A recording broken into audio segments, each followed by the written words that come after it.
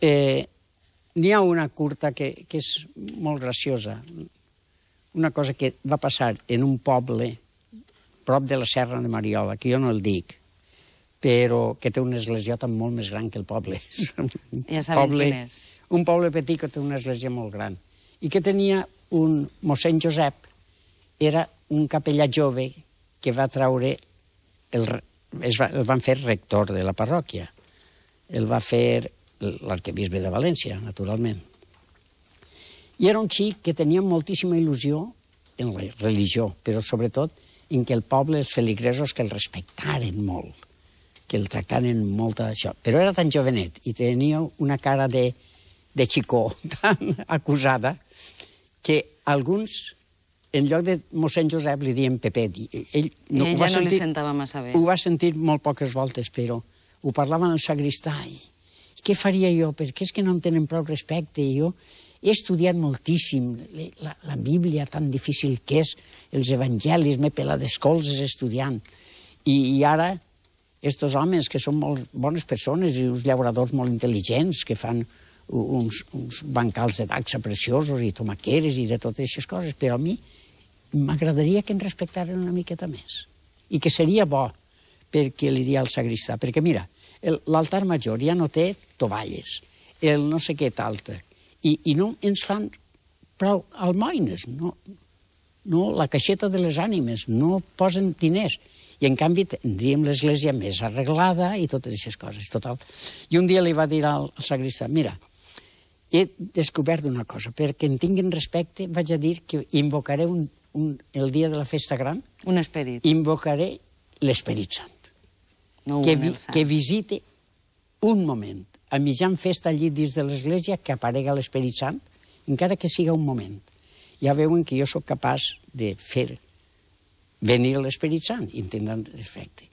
I aquell que era un bonàs, el sagristà, i mossèn Josep, i com ho fan això? Diu, pues mira, tu vas al Colomer, d'allí de l'abadia.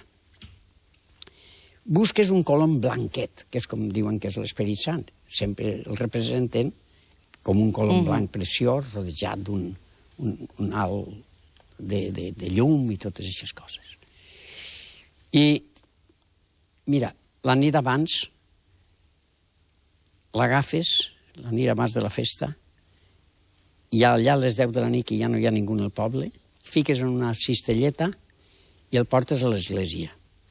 Puges per darrere de l'altar major, li lligues les potetes i les ales i el deixes darrere de la Mare de Déu. Molt bé. Jo faré la invocació, clar, que en el llibre posa jo el sermó, que és molt complicat. I el pobre sagristà, i quan sabré jo quan toca soltar-lo i així? Jo ho diré molt clar. Al final, enmig del sermó, diré: Esperit Sant, us pregue que isqueu a edificar els nostres feligresos, que són tan creients i fan les feines tan bé i després les faran encara millor. I tal.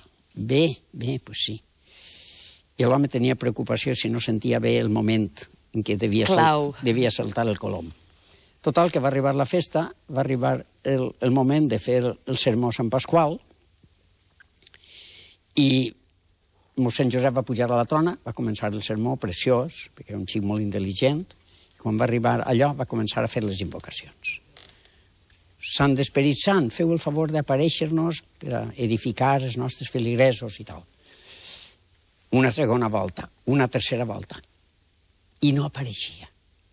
Mossèn Josep, però aquest home no haurà pujat darrere de l'altar a agafar el colom?